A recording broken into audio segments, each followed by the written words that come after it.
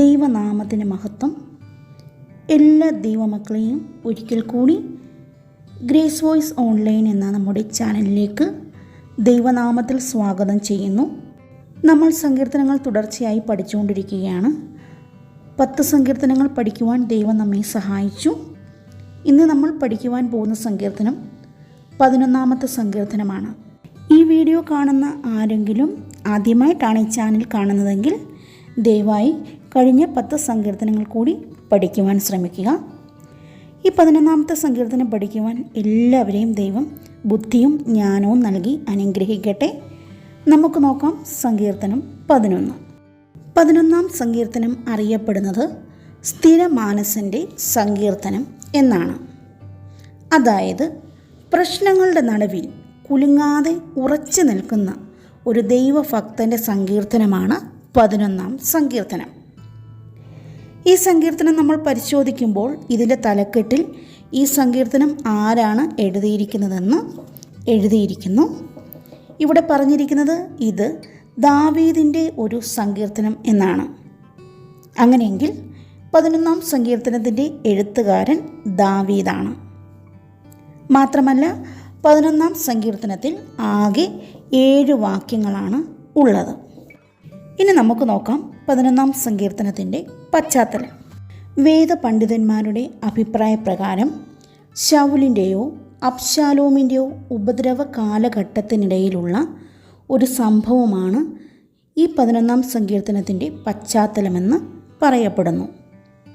മാത്രമല്ല 1 ശമൂവേൽ 19 അധ്യായപ്രകാരം ദാവീദിൻ്റെ ജീവനെ ശൗല് ഒരു പക്ഷിയെപ്പോലെ വേട്ടയാടി. ആ കാലഘട്ടത്തിൽ രചിച്ച സങ്കീർത്തനമാണ് 11ാം സങ്കീർത്തനമെന്നും പറയപ്പെടുന്നു. അടുത്തതായി ഈ സങ്കീർത്തനത്തിൻ്റെ വിഭജനം നോക്കാം. 7 വാക്യങ്ങളുള്ള 11ാം സങ്കീർത്തനത്തെ നമുക്ക് 2 ഭാഗങ്ങളായി വിഭജിക്കുവാൻ സാധിക്കും. ഇതിൻ്റെ 1 മുതൽ 3 വരെയുള്ള വാക്യങ്ങൾ ദാവീദിനുണ്ടായ പ്രലോഭനങ്ങളാണ്.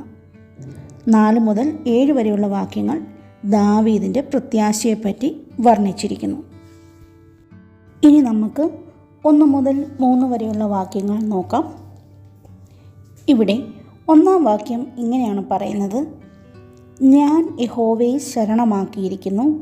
പക്ഷികളെ, നിങ്ങളുടെ പർവ്വതത്തിലേക്ക് പറന്നു പോകുവീനെന്ന് നിങ്ങൾ എന്നോട് പറയുന്നത് എങ്ങനെ?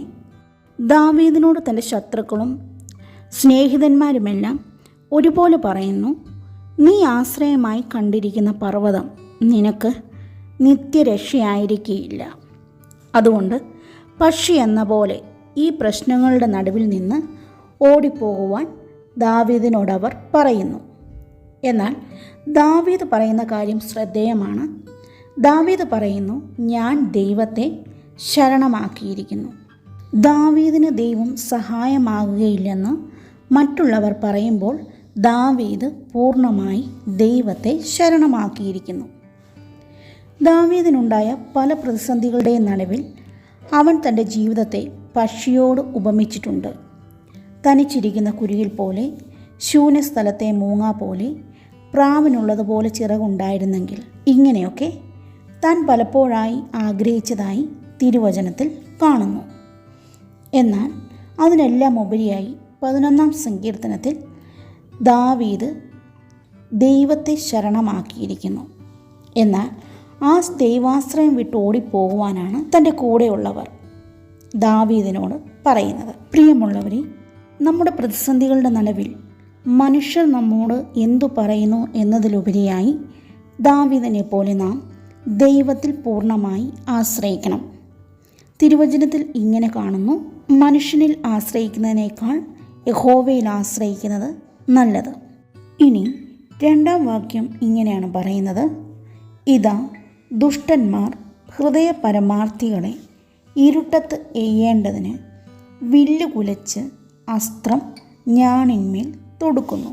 ഈ വാക്യത്തിൽ നിന്നും 3 ചോദ്യങ്ങളുടെ ഉത്തരങ്ങൾ നാം കണ്ടുപിടിക്കേണ്ടതുണ്ട്.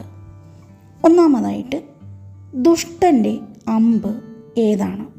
2ാമത്തെ ചോദ്യം, എന്തിനാണ് ശത്രു അസ്ത്രം ഞാണിന്മേൽ തൊടുക്കുന്നത്? 3ാമത്തെ ചോദ്യം, ശത്രു എപ്പോഴാണ് തൻ്റെ വില്ല് ഉലച്ച് അസ്ത്രം ഞാണിന്മേൽ തൊടുക്കുന്നത്? ഏതൊരു കാലത്തും ദുഷ്ടൻ്റെ അമ്പ് ലക്ഷ്യം വയ്ക്കുന്നത് നീതിമാനെ അല്ലെങ്കിൽ ഹൃദയ പരമാർത്ഥികളെയാണ്. ദുഷ്ടൻ്റെ അമ്പ് ഏതാണ്? സങ്കീർത്തനം 64:3-4 വാക്യങ്ങളിൽ ഇങ്ങനെ പറയുന്നു: അവർ തങ്ങളുടെ നാവിനെ വാൾ പോലെ മൂർച്ചയാക്കുന്നു. നിഷ്കളങ്കനെ ഒളിച്ചിരുന്ന് എയ്യേണ്ടതിന് അവർ കൈപ്പുള്ള വാക്കായ അസ്ത്രം തൊടുക്കുകയും ശങ്കിക്കാതെ പെട്ടെന്ന് അവനെ എയ്തു കളയുകയും ചെയ്യുന്നു. അപ്പോൾ ദുഷ്ടൻ്റെ അമ്പ് എന്ന് പറയുന്നത് കൈപ്പുള്ള വാക്കാണ്. രണ്ടാമതായി, എന്തിനാണ് ശത്രു അസ്ത്രം ഞാണിന്മേൽ തൊടുക്കുന്നത്? 62-ാം സങ്കീർത്തനം 4-ാം വാക്യത്തിൽ ഇങ്ങനെ പറയുന്നു: അവൻ്റെ പദവിയിൽ നിന്ന് അവനെ തള്ളിയിടുവാനത്രേ അവർ നിരൂപിക്കുന്നത്. അങ്ങനെയെങ്കിൽ നീതിമാനെ തൻ്റെ പദവിയിൽ നിന്നും തള്ളിയിടുവാനാണ് ശത്രു അസ്ത്രം ഞാണിന്മേൽ തൊടുക്കുന്നത്. പിശാച് അവൻ്റെ പദവിയിൽ നിന്നും തള്ളപ്പെട്ടവനാണ്.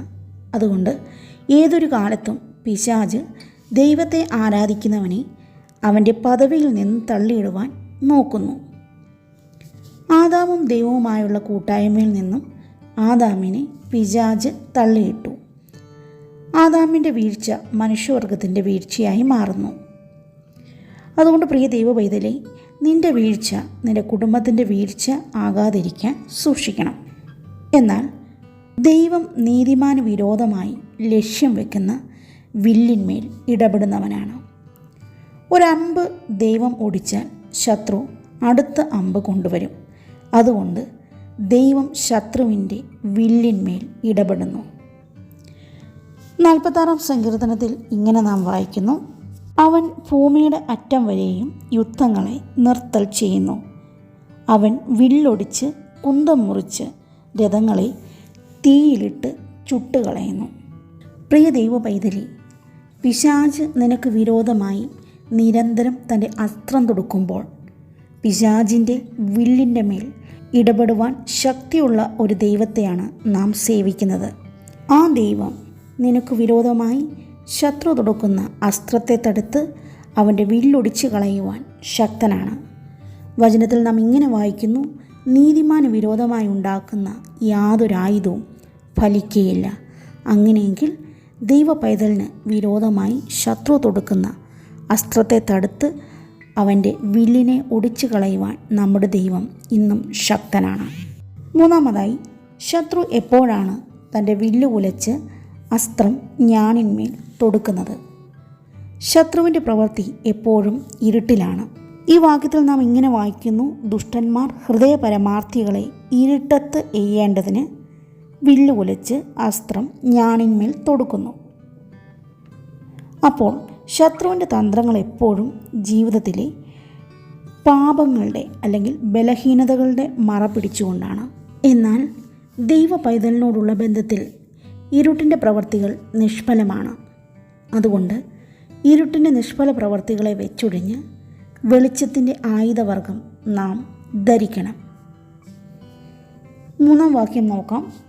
3-ാം വാക്യം ഒരു ചോദ്യത്തിൽ ആരംഭിക്കുന്നു: അടിസ്ഥാനങ്ങൾ മറഞ്ഞുപോയാൽ നീതിമാൻ എന്തു ചെയ്യും?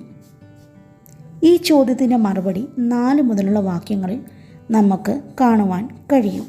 4-ാം വാക്യം ഇങ്ങനെ പറയുന്നു: യഹോവ തൻ്റെ വിശുദ്ധ മന്ദിരത്തിലുണ്ട്. യഹോവയുടെ സിംഹാസനം സ്വർഗത്തിലാകുന്നു. അവൻ്റെ കണ്ണുകൾ ദർശിക്കുന്നു. അവൻ്റെ കൺപോളകൾ മനുഷ്യപുത്രന്മാരെ ശോധന ചെയ്യുന്നു. അങ്ങനെയെങ്കിൽ നീതിമാൻ എന്തു ചെയ്യുമെന്ന് ചോദിക്കുമ്പോൾ സകലത്തെയും കാണുന്ന ദൈവം സ്വർഗത്തിലുണ്ടെന്ന് ഈ സങ്കീർത്തനം നമ്മളെ പഠിപ്പിക്കുന്നു. ഇനി 5-ാം വാക്യത്തിൽ നീതിമാനെ ദൈവം ശോധന ചെയ്യുന്നതായി കാണുന്നു. മറിച്ച് ദുഷ്ടനെയും സാഹസപ്രിയനെയും ദൈവത്തിൻ്റെ ഉള്ളം വെറുക്കുന്നു. പരീക്ഷണങ്ങൾ എപ്പോഴും പിശാചിൽ നിന്നല്ല, ചിലത് ദൈവത്താൽ വരുന്നതാണെന്ന് ഈ വാക്യം നമ്മെ പഠിപ്പിക്കുന്നു. അതിൻ്റെ പിന്നിൽ ദൈവത്തിന് ഉദ്ദേശമുണ്ട്. ഇയ്യോബിനെ ദൈവം ശോധന ചെയ്തു. ഇരട്ടിയായി ദൈവം അവന് പകരം കൊടുത്തു. ദൈവം അബ്രഹാമിനെ ശോധന ചെയ്തു. ദൈവം അബ്രഹാമിന് തലമുറയെ കൊടുത്തു. ദൈവം യോസേപ്പിനെ ശോധന ചെയ്തു. അന്യദേശത്ത് ദൈവം അവനെ അധികാരിയാക്കി. അങ്ങനെയെങ്കിൽ ദൈവം മനുഷ്യപുത്രന്മാരെ ശോധന ചെയ്യുന്നത് തകർത്ത് കളയുവാനല്ല, മറിച്ച് ദൈവത്തിൻ്റെ പ്രവൃത്തി വെളിപ്പെടുത്തുവാൻ വേണ്ടിയാണ്. 6-ാം വാക്യത്തിൽ ശത്രുവിൻ്റെ നാശം വിശദീകരിക്കുന്നു. ഇവിടെ നീതിമാനെ പകയ്ക്കുന്ന ശത്രുവിൻ്റെ നാശത്തെക്കുറിച്ച് സങ്കീർത്തനക്കാരൻ പറയുന്നു. ദുഷ്ടന്മാരുടെ മേൽ അവൻ കെണികളെ വർഷിപ്പിക്കും. തീയും ഗന്ധകവും ഉഷ്ണക്കാറ്റും അവരുടെ പാനപാത്രത്തിലെ ഓഹരിയായിരിക്കും. അപ്പോൾ നീതിമാനെ തള്ളിയിടാൻ നോക്കുന്ന ശത്രുവിൻ്റെ അവസാനം തീയും ഗന്ധകവും കത്തുന്ന പൊയ്കയും അത്രേ. വിശുദ്ധ തിരുവെഴുത്തിൽ നാം ഇങ്ങനെ കാണുന്നു: നീതിമാനെ പകയ്ക്കുന്നവർ ശിക്ഷ അനുഭവിക്കും. ഇനി അവസാന വാക്യമായ 7-ാം വാക്യത്തിൽ ദൈവത്തിൻ്റെ സ്വഭാവം വിശദീകരിച്ചിരിക്കുന്നു. യഹോവ നീതിമാൻ, അവൻ നീതിയെ ഇഷ്ടപ്പെടുന്നു, നേരുള്ളവർ അവൻ്റെ മുഖം കാണും. ഇവിടെ യഹോവ നീതിമാൻ, അവൻ നീതിയെ ഇഷ്ടപ്പെടുന്നു എന്ന് പറയുന്നു. ഇത് ദൈവത്തിൻ്റെ സ്വഭാവമാണ്. അതുകൊണ്ട് നീതിമാനെ ഒരിക്കലും തള്ളിക്കളയാത്ത ഒരു ദൈവമാണ് നമ്മുടെ ദൈവം. കാരണം അവൻ നീതിമാനായ ദൈവമാണ്. അതുകൊണ്ട് പ്രിയമുള്ളവരെ, പ്രതിസന്ധികളുടെ നടുവിൽ ഓടിപ്പോകാതെ സ്ഥിരമാനസനായി ദൈവത്തിൽ ആശ്രയിക്കാൻ ഈ സങ്കീർത്തനം നമ്മളെ പഠിപ്പിക്കുന്നു. ദൈവത്തിൽ ആശ്രയിക്കുന്ന ഒരു ദൈവഭക്തനെ കാണുന്ന ഒരു ദൈവമുണ്ടെന്നും തനിക്ക് വിരോധമായി ശത്രു എയ്യുന്ന അസ്ത്രങ്ങളെ തടുത്ത് അവൻ്റെ വില്ലിനെ ഒടിച്ചു കളയുവാൻ ദൈവം ശക്തനാണെന്നും നീതിമാനെ പകയ്ക്കുന്ന ദുഷ്ടന് പകരം ചെയ്യുവാൻ ശക്തിയുള്ള ഒരു ദൈവമാണ് നമ്മുടെ ദൈവമെന്നും ഈ സങ്കീർത്തനം നമ്മളെ പഠിപ്പിക്കുന്നു. അതുകൊണ്ട് ഈ നല്ല ദൈവത്തിൽ നമുക്ക് പൂർണ്ണമായി ആശ്രയിക്കാം. ഈ സങ്കീർത്തനം എല്ലാവരുടെയും ജീവിതത്തിൽ അനുഗ്രഹമായെന്ന് വിചാരിക്കുന്നു. ഈ പഠനം ഇഷ്ടമായെങ്കിൽ ലൈക്ക് ചെയ്യുക. എല്ലാവരെയും ദൈവം സഹായിക്കട്ടെ. അടുത്ത വീഡിയോയുമായി വരുന്നത് വരെ എല്ലാവരെയും ദൈവം സൂക്ഷിക്കട്ടെ. God bless you all.